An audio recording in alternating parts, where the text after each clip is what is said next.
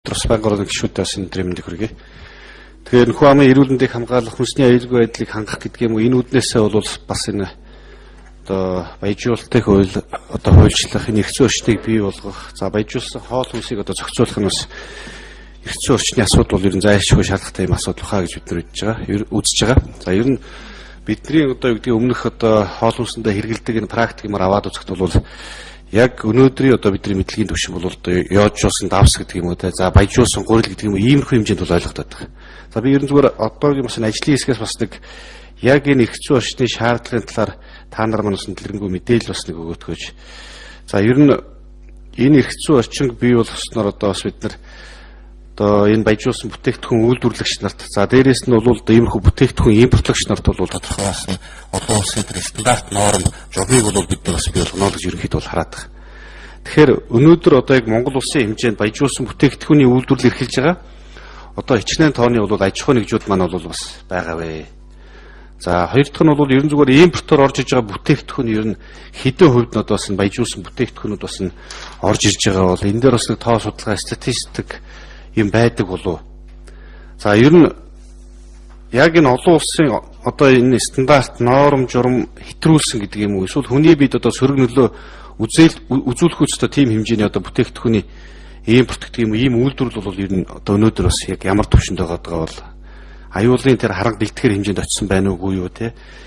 За дөрөв дэх асуудал маань ер нь зүгээр нийт манаас одоо Монголын маань Хуамын маань хүнсний хэрэглээний бүтээгдэхүүний хэдэн хувь нь ер нь бас нэг баяжуулсан бүтээгдэхүүн бас хэрэгжилж байгаа бол энэ дээр та хэдд манаас тодорхой судалгаа одоо мэдээлэл бол бас байгаа болоогүй болов. За би энэ хуулийг зүгээр ингээд аваад уншаад үзэхэд бол хуулинд бол тодорхой норм стандарт журам юмуд бол байхгүй байдаг. За мэдээж бол ойлгож байгаа. Би энэ хуулийг дагалдах журам одоо зохицуултууд бол гарна гэж харж байгаа. Тэгэхээр одоо бол одоо хичнээн тооны дагалдах журам юмнууд гарах бол за ер нь мэдээж Дэлхийн эрүүл мэндийн байгууллагаас яг олон улсын одоо юу гэдгийг стандартанд дагуулсан зохистой хэмжээг тогтоодог байх гэдэг юм уу, тийм зөвлөмжийг бол мэдээж гаргадаг баг. Тэгэхээр бид нар бол мэдээж энэ асуудал бол манай монголчууд бол шинэ асуудал. Тэгэхээр бид нар бол шинэ дугуй зохиогоод авах шаардлага байхгүй. За олон улсын тэр жишгий гэдэг юм уу, тэр Дэлхийн эрүүл мэндийн байгууллагын зөвлөмжийг бол дагаад яваад энэ зохицуулт журмуудаа бол хийгээд явах нь зөв байх гэж байгаа. Та нар маань ч гэсэн бас тийм байдлаар бас ажиллаж байгаа хаа л гэсэн тийм бас ойлголттой байна. За баярлалаа. За хүнс үдэ аж ахуйн яамны бодлогын газрынхан хариулъя. За 2 номерын микрофон. Голын микрофонууд ажиллахгүй байна уу? 2 номер. Улаанаар уу? За асчлаа. За байнга орооны дарга болон улсын хурлын эрхэм гишүүдийн өнөөдрийн мэндийг хүргье.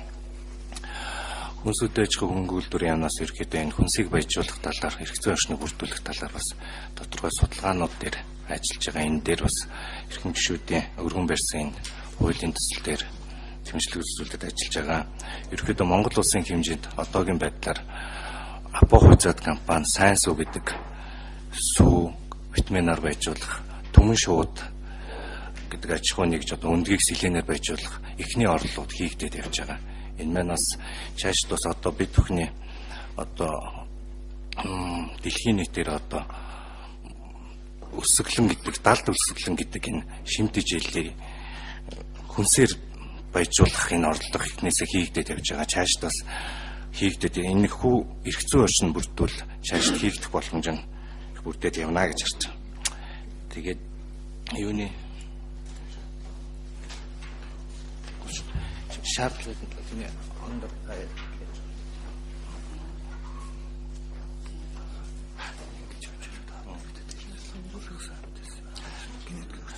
шаардлагын талаар эрүүл мэндийн яам генетикийн аваа хийж. Нэг номерын микрофоныг асах уу? 2 уг нь ажиллаж байх шиг харагдаад байх юм. За нэг номер дээр хариулъя. За За шаардлага үндэслэлийн талаар ерөнхийдөө манайх 4 жил тутам эрүүл мэндийн яамнаас хоолт хичээлийн үндэсний судалгаануудыг хийдэг байгаа. Энэ судалгааны дүнгээр хүн амын дунд тохиолдож байгаа бичилт хичээлийн дутал буюу энэ амин дэм эрдэсийн бодисын дутлыг үздэг. Тэгэхээр энэ маань 1992 оноос хойш доктортой хийж байгаа судалгаануудад бол төдийлөн буурахгүй байгаа. Бид энийг хамгийн ихний орлогоор бичилт хичээлийн дутал их өндөр байсан йод дутлын эмгэг гэдэг ямыг давсыг йоджуулах замаар йод дутлын эмгийг Монгол улсад бууруулж чадсан. Өөрөөр хэлбэл 1992 онд йод дутлын эмгийг Монгол улсад 29.2% байсан хүн амын дунд йоджуулсан давсыг 1995 оноос эхлээд үндэсний үйлдвэрлэлд болон импортоор авч хэрэгжилж хүн ам хэрэглэсний үр дүнд йоджуулсан давсны хэрэглээ бараг 89 орчим хувь болоод хүн амын йодын дутал маань 7% хүртэл буурч чадсан байгаа. Тэгэхээр энэ маань дэлхийд дахина баримталдаг энэ хүнсээр дамжуулж бичилт хичээлийг дутлыг бууруулах нь хамгийн хямд бөгөөд үр дүнтэй арга гэдгийг Монгол улсад баталчихсан байгаа. За энэнийг бид дэлгэрүүлэх ажлын хүрээнд бас Азийн хөгжлийн банкны дэмжлэгтэйгээр гурилыг баяжуулах орлогыг бол 2005-аас 2008 онуудад хийсэн байгаа. Тэгэхээр энэний хүрээнд бас тухайн бүс нутгуудад хэрэглүүлсэн хүн амын дунд бол тухайн бүлэг хүн амын төмөр дутлын цус багталтыг илэрхийлдэг үзүүлэлт болох гемоглобины үзүүлэлт өссөн тийм ээ. Ийм үзүүлэлтүүд бол гарч ирж байсан. Тэгэхээр бидний хамгийн их шаардлага гэдэг дээр юу вэ гэхээр бид хүн амын дунд их түгээмэл байгаа энэ амин дэм эрдэсийн бодисуудыг бэлдмэл тарах замаар шийдвэрлэнэ гэвэл их маш өндөр өртөгтэй гараад байгаа. Жишээлбэл та бүгдөө мэдчихэж байгаа бид нар манай энэ засгийн газрын мөрийн хөтөлбөр тусгагдсан байгаа бага насны хүүхдүүдийг олон найрлагт бичилт хичээлээр хангана гэдэг ийм хөтөлбөр төсөл тусгагдсан байгаа. Энэ хүрээнд бид амин дэм эрдэсийн комплексыг аваад хүүхдүүдэд тараахад хэдэн тэрбум төгрөг хэрэгтэй болоод байгаа. Энэний оронд бид нар хүнсээ баяжуулах замаар шийдвэрлэхэд бол хамаагүй бага зардлаар өөрөөр хэлбэл нэг тонн гурилыг баяжуулахад $1 хүрэхгүй хэмжээний ийм төгрөг зарцуулдаг эдийн засгийн үр нөлөө. Тэгэхээр энэ замаар баяжуулах нь эдийн засгийн хувьд үр нөлөөтэй бөгөөд урьдчилан сэргийлэх маш сайн арга зам болдог. Хит өндөр доозоор өгөхгүйгээр байнгын хүнд шаардагдах өдрийн хэрэгцээт хэмжээгийг нь өдөр болгон өгөөд байх дээр энэ нь бол хамгийн бага зардлаар урьдчилан сэргийлэлт болдог. За энэ утгаараа бол бид нар яадаг вэ гэхээр хамгийн гол нь хүнс баяжуулах буюу энэ хууль маань баяжуулсан хүнс гэдгээсээ илүү хүнсийг баяжуулах гэдэг ийм нэр томьёон дээр байвал манай орон өөрийнхөө өргөн хэрэглээний хүнсний бүтээгдэхүүнүүдийг ийм баяжуулахын боломж нь бүрдээд байгаа. Дэлхийн эрүүл мэндийн байгууллагаас гаргасан зөвлөмжөөр өргөн хэрэглээний буюу хүн ам нь өөрөө байнга хэрэгжилж идэг энэ өдөр тутам хэрэгжилж идэг хүнсний бүтээгдэхүүнийг баяжуулахыг зөвлөдөг. Тэгэхээр манай орны хувьд бол хамгийн нэн төрүн шаардлагатай юм бол давс, гурил, сүү гэсэн энэ бүтээгдэхүүнүүд бол байгаад байгаамаа. Тэгэхээр бид бол яагаад гэхээр энэ олон жил судалгааны үр дүнд гараад байгаа бичилт хичээл дутал гэдэг имийг бууруулахад энэ хамгийн чухал юм аа гэдгийг бодоод байгаа. За бичилт хичээл дутал гэдэг бол бие махбодод хор хөнөөл үзүүлэхээс илүүтэй хүүхэд болон насан туршидын оюунд бол бас их хор хөнөөлтөй байдаг. Жишээлбэл йод дутлын эмгэгтэй хүүхдүүд бол IQ коэффициент буюу оюуны чадах сурах чадамж нь 10-аас 13% буурдаг буюу энийг болох тэр дэлхийн хүн төрөлхт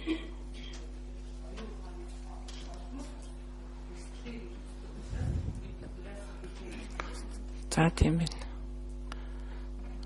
За өөр нэмж хариулах хөдөө аж ахуйнаас болсон уу? Тэгэхээр ер нь бас яг түрүү тодруулсан бас яг юу гэдгийг хуулийг дагалдаад авах норм стандарт журмууд маань ер нь ямар хэмжээнээс бэлтгэгдээд явж байгаа бол энэ дээр бид нар хугацаа шаардлагатай асуудлууд гарах уу.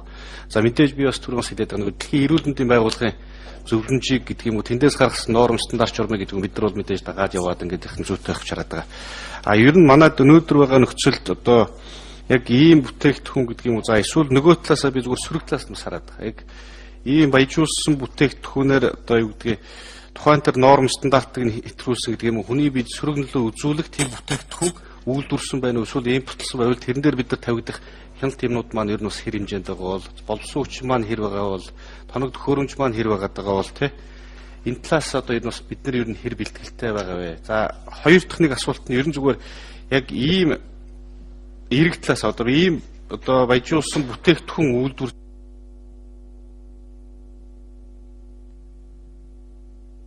За нэг минут тасчлаа тий.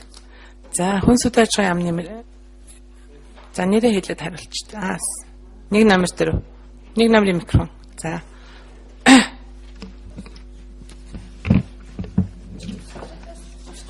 За та бүхний энэ өдрийн амгалан айлтгая. Ер нь бол ярьлаа тийм ээ, баяжуулсан хүнсний одоо яаж баяжуулах вэ, юуг баяжуулах вэ, ямар түвшинд баяжуулах вэ гэдэг юм дээр бол Дэлхийн эрүүл мэндийн байгууллагын тусгайлсан удирдамж байдаг. За Дэлхийн эрүүл мэндийн байгууллагын удирдамжаар одоо түрүүн эрүүл мэндийн яамны мэргэжилтийн хэллээ. Хүн бүхэн амжиргааны түвшингээс үл хамааран өдөр болгон хэрэглэж болох өргөн хэрэглээний хүнсийг баяжуулна гэсэн гол үндсэн заалт байж байгаа. Тэгэхээр тухайн хүнсийг тухайн улс орны хүн ам хэр зэрэг хэмжээтэй байна уу гэдгээр шалтгаалаад одоо баяжуулах төвшингийн нь бол тодорхой төвшингээр ерөнхий удирдамж байдлаар бол заасан байж байгаа. За манай эрүүл мэндийн яам бол 2010 онд хүнс баяжуулах удирдамж гэдэг нэг баталсан байдаг. Энэ удирдамжийн дагуу бол манай хүн амын дунд түгээмэл тохиолдод байгаа.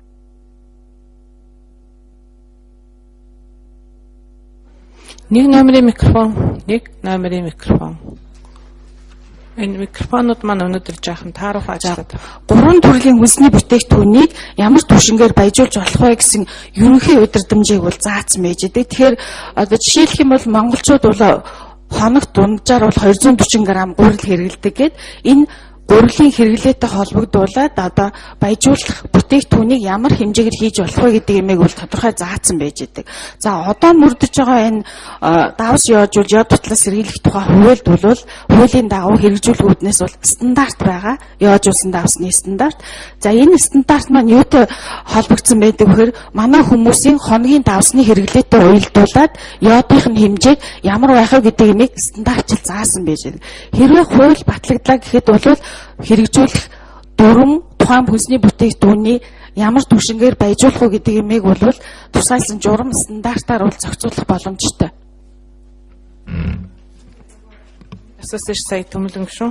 Энэ тун хэмжээг нь яаж тааруулах юм бэ? Одоо хэтэрхүү манад одоо хэр зэрэг одоо сөрөг нөлөөтэй байх вэ гэсэн асуудлыг асуусан шүү дээ. Тэгэхээр нэг номерын микрофон.